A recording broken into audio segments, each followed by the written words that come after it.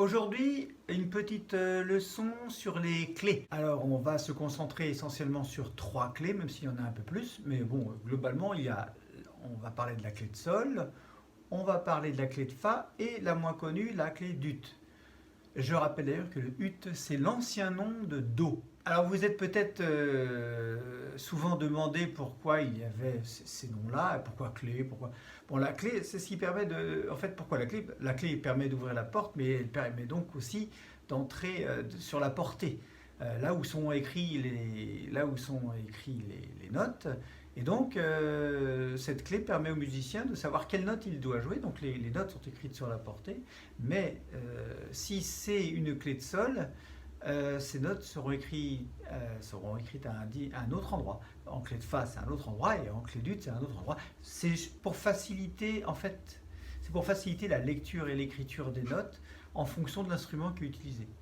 Donc, la caractéristique du piano, c'est qu'il utilise, comme le piano a une tessiture très grande, il y a deux clés. Le pianiste doit apprendre à lire dans les deux clés, et souvent simultanément, donc la clé de sol et la clé de fa. Donc je vais vous dessiner une portée. Sur une portée, il y a 5 lignes.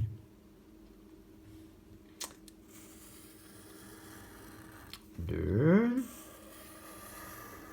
3, 4 et 5. Comme il y a 5 lignes, ça permet, vu qu'on écrit les notes sur les lignes ou entre les lignes, sur ce qu'on appelle les interlignes, globalement, ça permet à peu près d'écrire une dizaine de notes. Alors qu'un instrument est capable d'en jouer un peu plus. C'est pour ça qu'en fait, il y a plusieurs clés, plusieurs portées. Et des fois, on peut déborder un peu de la portée vers le haut ou vers le bas. C'est par la clé de sol. Je vais vous la dessiner. Donc la clé de sol, globalement, ça veut dire que si vous voyez là où est mon feutre, là, sur la deuxième ligne, là, je dessine la clé de sol pour dire que le sol, il est là, en fait. Voilà, donc je tourne, comme un escargot, je fais une jolie boucle en haut, une boucle en bas, et voilà. Ça, c'est la clé de sol.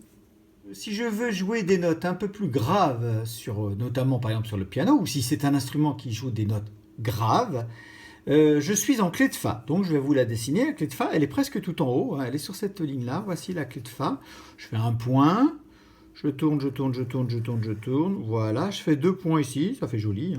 Voilà, ça c'est la clé de fa, c'est pour les notes plus graves. Pour terminer, voyons la clé d'ut, la clé de do. Alors, en voici une. Il y en a plusieurs, mais je vais vous faire celle-là, parce qu'elle m'intéresse pour la suite de cette petite vidéo. Et voilà.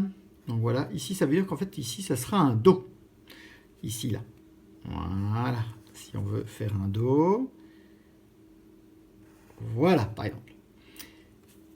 Si je fais un do sur la clé de fa, alors donc ça veut dire, clé de fa, ça veut dire que ici c'est un fa. Donc je descends fa, mi, ré, do. Ça veut dire que c'est un do. Voilà. Donc do. Pour la clé de sol, donc ça c'est un sol, voilà une jolie ligne noire en clé de sol, sol, la, si, do, voilà, ça c'est un do, do, voilà. Donc le pianiste utilise pour les notes qu'il joue à la main droite la clé de sol, et pour les notes qu'il joue à la main gauche, il utilise la clé de fa.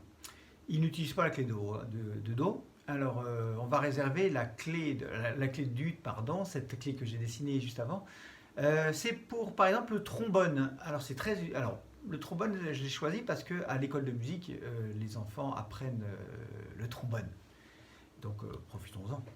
Alors par contre, une chose qui est identique quelle que soit la clé, c'est que les notes sont écrites tout le temps dans le même ordre.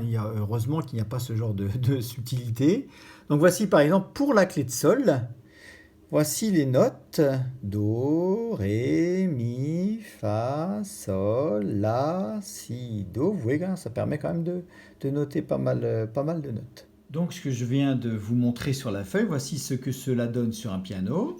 Do, ré, mi, fa, sol, la, si, do.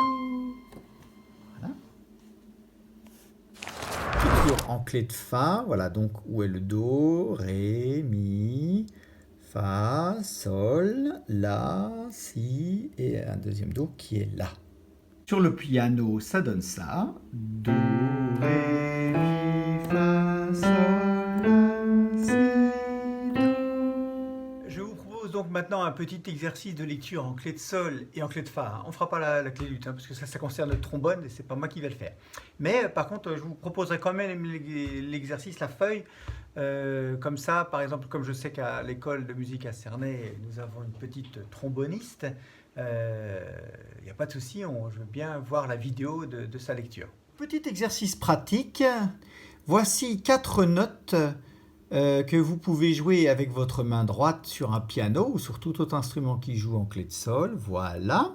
Donc comme ça, vous savez, comme c'est en clé de sol, vous savez où est le sol. Comme c'est marqué Do, vous savez où est le Do. Voilà, je vous laisse deviner, déduire les 2 autres notes. Pour la clé de Fa et donc la main gauche des pianistes ou les instruments qui jouent grave, donc voici, donc vous voyez tout de suite le Fa et le Do et je vous laisse deviner les 2 autres notes.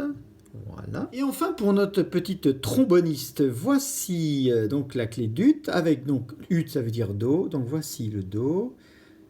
Voici juste une note, une autre note et la dernière qui est là. Voilà, je vous montre ça en général. Comme ça, voilà, c'était la petite vidéo du jour sur les clés. Donc vous savez maintenant à peu près à quoi ça correspond. Et n'hésitez pas à poser des questions et à mettre des commentaires si jamais je n'ai pas été clair, ce qui peut très bien arriver. Et donc si vous jouez les 4 notes, n'hésitez pas à envoyer une petite vidéo, je veux bien voir ce que ça donne, je veux bien voir la réponse. Voilà, allez, bonne journée.